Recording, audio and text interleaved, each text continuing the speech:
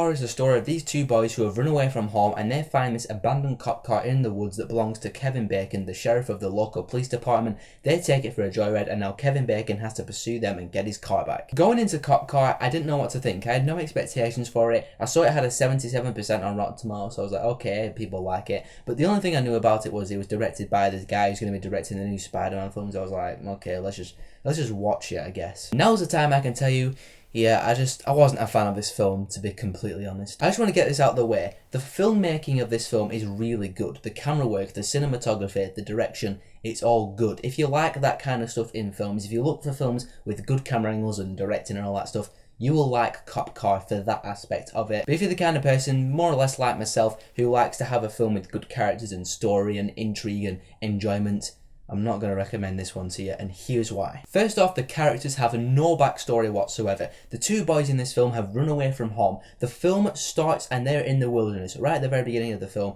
The film gives you no information about where they've come from, what their family life was back home, and more importantly, why they've run away in the first place. And for me personally, it made it harder for me to connect to the characters or even care about them. I personally did not care about these two little boys because I don't know why they'd run away from home. Was there an abusive stepdad or something? I don't know, because the film doesn't tell me. And I know some of you guys will be thinking, oh, a film doesn't have to tell you everything. But I'm just saying, I'd like to have some information. I'd like to know why they've run away. I mean, they've just run away a plonk in the wilderness. I'm like, okay, so we just gotta roll with it, I guess. I just like to have that information in the film there. Then we got on to Kevin Bacon, the sheriff in this film. I'm not gonna spoil it for you, but he has a secret in the cop car. A secret which, if that gets out, he's gonna be exposed. People are gonna find out he's a crooked cop, and he's gonna get put in jail for quite a long time if they find out what's in this cop car. But the thing is, again, there is no backstory to this whole thing. What is the big deal about the secret? Why does he have the secret? What's the whole story and backstory with that secret? What's going on there?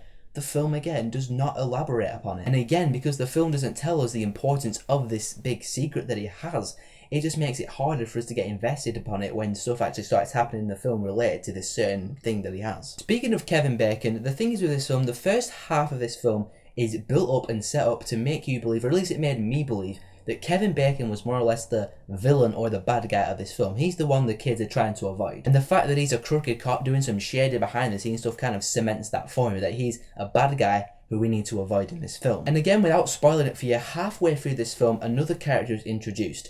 And at first you're like, okay, he's cool. But then something happens, no spoilers, but something happens where you're like, okay, now he's a douchebag. It's just, for me, the film was really confused about who the villain was supposed to be in this film. Who was the douchebag? Who was the nice guy? Conflicting messages, I swear. I just could not tell who was the bad guy or the good guy anymore. Now, on my final point about characters, there is this one character in this film, a female character, no sexism or anything like that. I'm not being sexist or anything, but there's this female character in the film who, she's at the start of this film, she nearly gets hit by the boys on the road who are driving the cop car, and she comes back later, she's like reporting it to the police. But then she comes back later in the finale when stuff's going down, not gonna tell you what it is, but she shows up, and I'm just like, why are you here right now? Seriously? I'm telling you, she did not belong in this part of the film. She was not supposed to be there. She was just completely forced into that scene, and I just, why was she there? Seriously. I mean, if she was just in the beginning of the film where she nearly gets hit by the boys and then she maybe reports it to the police,